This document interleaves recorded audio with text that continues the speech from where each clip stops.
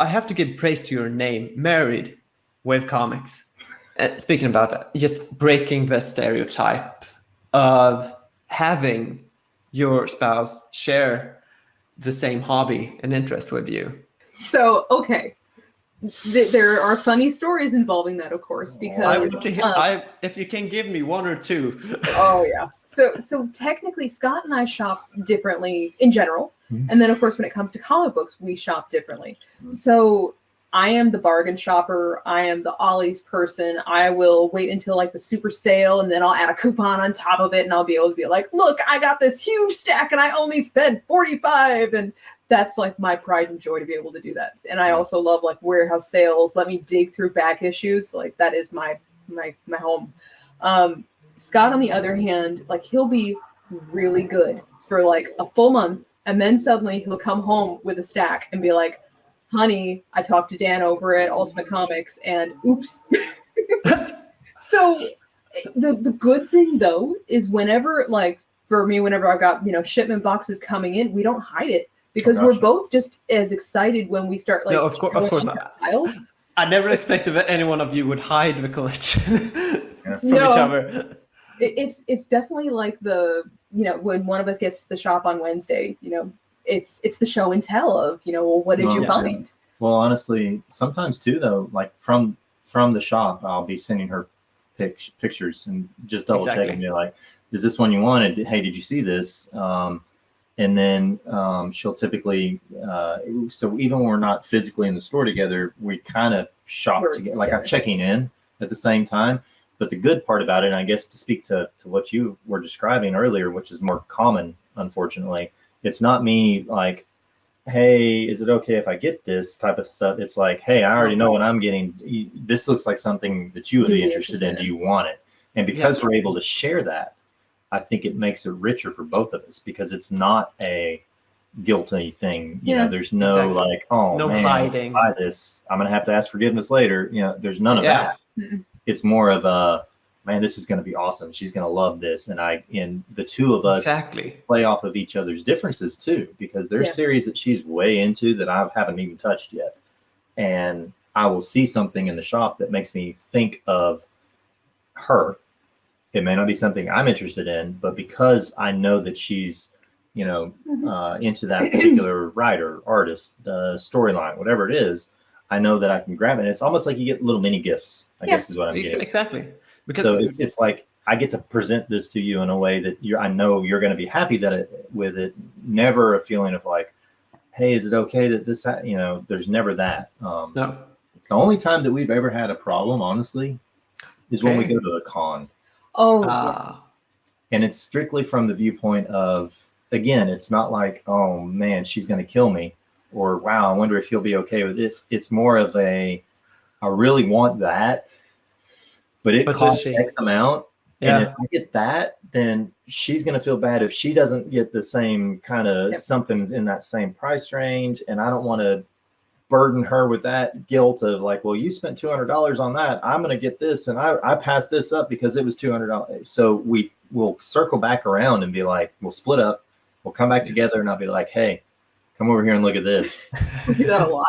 Check out this Loki print. It's in a frame. It's really cool. It's $200. But hey, what do you think about it? And if she's like, oh, well, I like that, but come over here and look at this. And she shows me something else. Then we go through the debate of, all right, which one do we really want?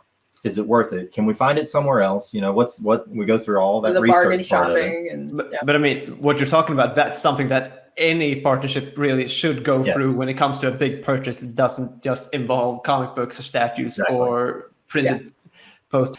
But it's been a ton of fun. And one of the things that I really like, which was part of the beginning of this, when Scott was talking about the Jungle Book, is, we'll be sitting there in bed and we'll be reading and he'll start snickering and I'll be like, well, what was so funny? And so then we'll start talking about the story, and half the time we'll be reading a title and we'll be like, oh, you're going to love this. And then as soon as I finish it, then it ends up on his reading pile or vice versa. And then we start sharing characters. Oh God, it will never end. It never ends, but it's not all bad. So like, he was a big Spawn fan long before I had even heard of the character. I tried the animated series and I couldn't get into it. And finally I'm like, let me try the comic. And I started reading the comic, and now I'm a Spawn fan. And that's one of the runs that I'm trying to complete is Spawn, which I'm like, that's going to take me years, and I have no problem with that. It eventually will work on, individual issues of Spawn because I love the artwork. But that was one that Scott never, years ago would have been like, Laura's going to be a big Spawn person. No, that wasn't a surprise. You kind of mentioned something, though, that I want to address real quick if I can.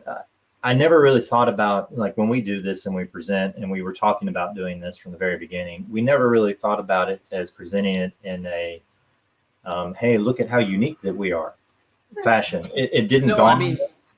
You're natural. Well, and I guess what I'm like, we enjoy it so much, we want to share it with other people in hopes that they enjoy it as well. Of course. That's it. That being said, you brought up something I hadn't really thought about, which is that maybe a lot of the viewers are out there saying, man, that would be nice. I wish my wife wasn't on my back about this, or my, whatever, significant other. So at the same time, I want to speak to that real quick. I would only suggest one thing, and this is actually what Laura and I did. Find out what your partner's interests are, regardless, outside of the world of comics, outside of the world of literature, outside of whatever. Find out what their interests are, because if you can figure out what it is that interests them in that thing, then you can find a way to share your love of comics, graphic novels, whatever it is, with them in a way that they'll relate to. Now, whether they jump on board or not and become a huge fan, they may at least be able to understand why you are in a better way, and then it becomes less of a contentious point. And I say that because, like, as an example, Laura loves good storytelling. Yes. Great writing. It doesn't matter what it's about. If it's a movie, if it's a comic book, if it's a sports team, right? If you can present the story of a person on that team to her in a way that entices her, she will watch the game, because she's then relating whatever it is that she's seeing on the screen to the story of that individual I told her about, or of that she read about on her own. Mm-hmm. And that's kind of how it started with the comics. Like, it became more about the stories that I shared with her within. And then from that viewpoint, she went into the books herself, and she found great writers and great stories of her own. And it turned into the monster that you see before you today.